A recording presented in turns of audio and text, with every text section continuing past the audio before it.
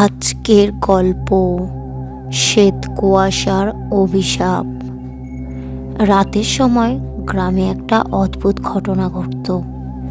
পূর্ণিমার রাতে যখন আকাশ ঝলমল করত, তখন নদীর ধারে শ্বেত কুয়াশা জমে উঠত। গ্রামের বয়োজ্যেষ্ঠরা বলতো এই কুয়াশা অভিশপ্ত, যা এই কুয়াশায় ঢোকে আর কখনো ফিরে আসে না। গ্রামের এক সাহসী যুবক রাহুল এসব কথায় বিশ্বাস করত না।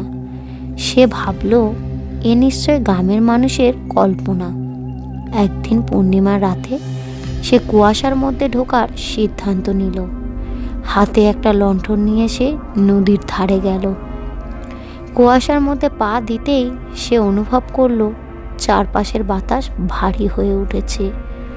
হঠাৎ করে লণ্ঠনের আলো ম্লান হয়ে গেল। চারিদিকে শুধু সাদা কুয়াশা আর অদ্ভুত গন্ধ।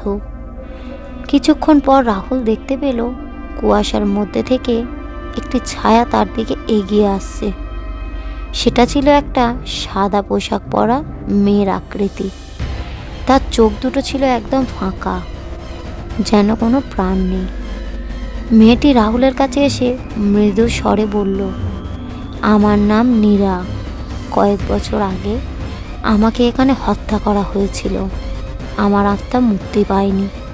যেই কুয়াশায় ঢুকে আমি তাকে বন্দি করে রাখি, কারণ আমার একাকিত্ব সইতে পারি না।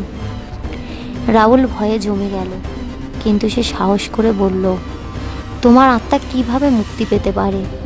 নীরা বলল, যে আমার কাহিনী পুরোটা জানবে এবং আমার হত্যাকারীকে শাস্তি দেবে, সেই আমাকে মুক্তি দিতে পারবে। রাহুল প্রতিজ্ঞা করল সে এই রহস্যের সমাধান করবে। সে গ্রামে ফিরে এলো এবং খোঁজ করতে শুরু করলো। জানা গেল নীরার পরিবারকে গ্রামের ধনী জমিদার নিঃশেষ করে দিয়েছিল। নীরাকে তার সম্পত্তির জন্য হত্যা করা হয়েছিল। রাহুল সাহস করে জমিদারের বাড়িতে গেল। সব প্রমাণ সংগ্রহ করে গ্রামবাসীদের সামনে জমিদারকে ফাঁস করলো। জমিদারকে গ্রাম ছাড়া করা হলো। রাহুল আবার সেই কুয়াশার জায়গায় গেল। নীরার আত্মাকে দেখে তাকে শান্তির হাসি হাসল। সে বলল, তুমি আমাকে মুক্তি দিলে, তোমার ঋণ আমি কোনোদিন ভুলব না। এরপর কুয়াশা ধীরে ধীরে মিলিয়ে গেল। সেই রাত থেকে নদীর ধারে আর কখনো কুয়াশা জমে ওঠেনি। রাহুল জানতো সে একটি অভিশপ্ত আত্মাকে শান্তি দিতে পেরেছে। গল্পটি কেমন লাগলো কমেন্ট করবেন এবং একটা লাইক করবেন। আরও এই রকমই নতুন নতুন ভূতের গল্প শুনতে চ্যানেলটিকে সাবস্ক্রাইব করবেন।